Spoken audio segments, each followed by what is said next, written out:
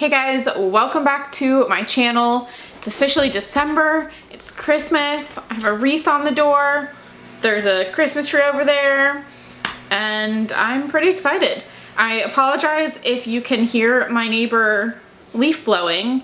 It has been going on for at least 30 minutes now, and I can't wait any longer to film this, so hopefully it stops. I mean, how long really can you blow leaves?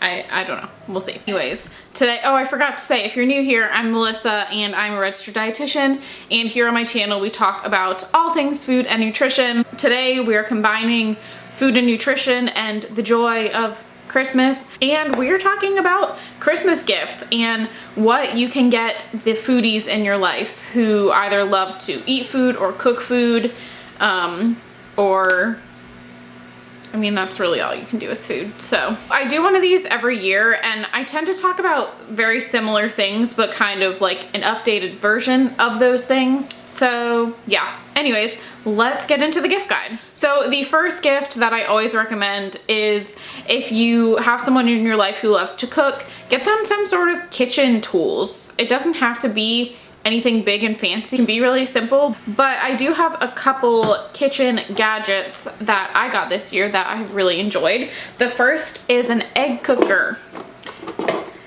It looks like this. Well, this is the box. This is what the egg cooker looks like. And it's basically a steamer. What I use it for is hard-boiled eggs because I love making hard-boiled eggs as snacks for the week. It says you can also make like omelets, deviled eggs, steamed vegetables, poached eggs. You can heat tortillas, steamed salmon, steamed dumpling, all those sorts of things. So this little gadget is actually really useful, especially if there's someone who loves eggs and hard-boiled eggs specifically. This makes that process so simple. The other kitchen gadget that I feel like is going to be really big as a gift this year is the Instant Pot. I got this for my birthday in April, and yeah, I feel like this has kind of been the year of the Instant Pot. And this one, I'm guessing all of them, can be kind of like a slow cooker and a pressure cooker.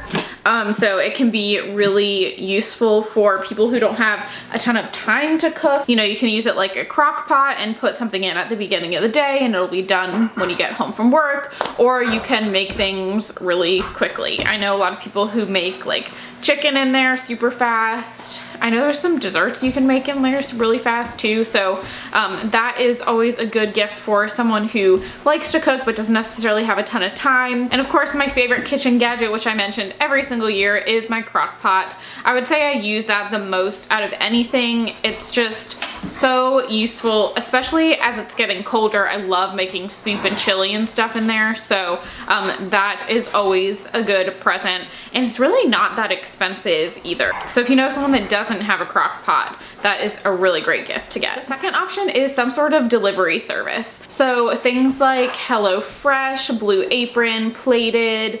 There's so many of them at this point, but that can be a really good present for someone. You know, if you know someone that hates going grocery shopping, hates coming up with what they're gonna make for the week, but enjoys cooking, getting them, you know, a couple months of HelloFresh deliveries, something really thoughtful and really useful. If you don't know, those sorts of delivery services basically deliver, you can choose like 3 to 5 meals, I think. They deliver the ingredients and exactly how much you need of those ingredients to make the meals, and then they have recipes that you follow that are all normally less than 30 minutes to make. So they can be a time saver as well. And all the meals I've ever had using those services have been really good. So a couple in the Raleigh area, and I'm sure other places as well, that are pre-cooked meals. I think they're a little more expensive, but you know, if you can afford it and know someone who really does not have a lot of time to cook or anything but wants to maybe start eating a little healthier, there are a couple delivery services that will have like chef cooked meals that are then, you know, kind of pre-packaged, like meal prep kind of, and delivered to you, I think, once a week. So that's something to look into as well.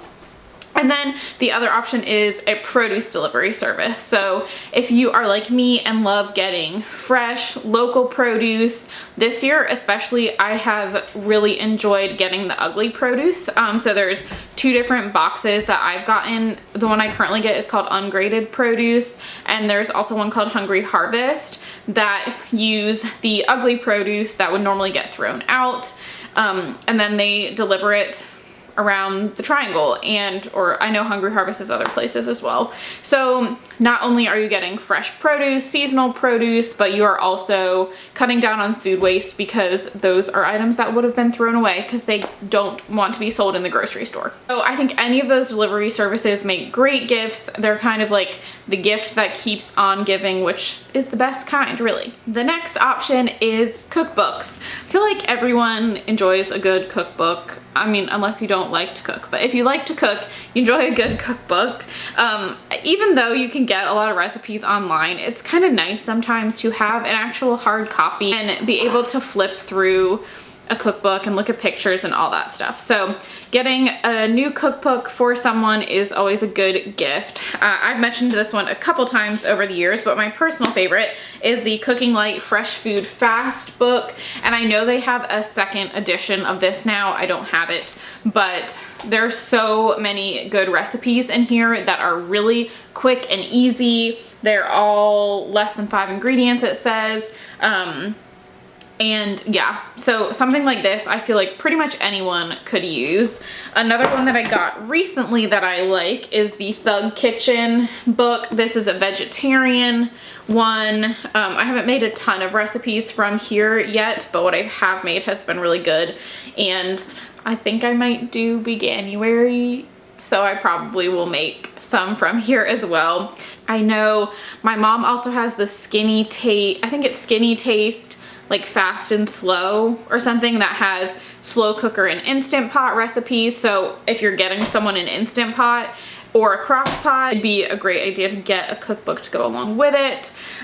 One of the books on my list this year is the Oh She Glows cookbook. Again, I'm probably doing Veganuary, so to have some really delicious vegetarian and vegan recipes will be nice.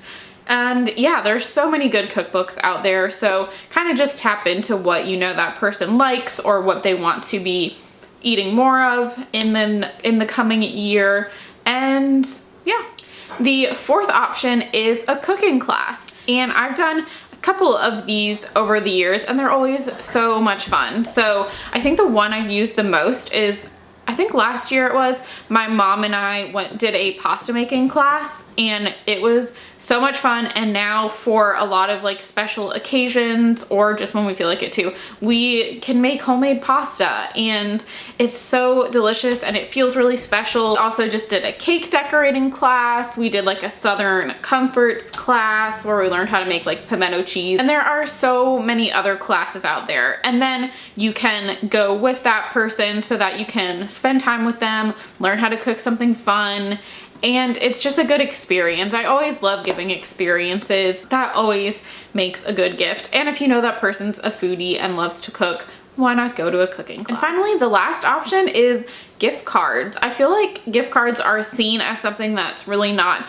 personal. Definitely personalize a gift card, especially if it's for someone who you know is a foodie, who you know loves trying new restaurants, or there's a restaurant that they've been really wanting to try, or a favorite restaurant that is kind of pricey so they don't go to that often. Get them a gift card for a meal at that restaurant. That will be so enjoyable for them. Know that they love it, and it allows them to kind of treat themselves a little bit. So I feel like gift cards to a restaurant are always a good way to go and are by no means an impersonal gift. All right, well, that is our foodie Christmas gift guide done. I hope that this video gave you some good ideas for the foodies in your life, or if you are a foodie yourself, some things to maybe ask for the holidays. If you have any other ideas, feel free to leave them down below. Give this video a thumbs up if you liked it, subscribe if you have not already, and I will see you next week. Bye.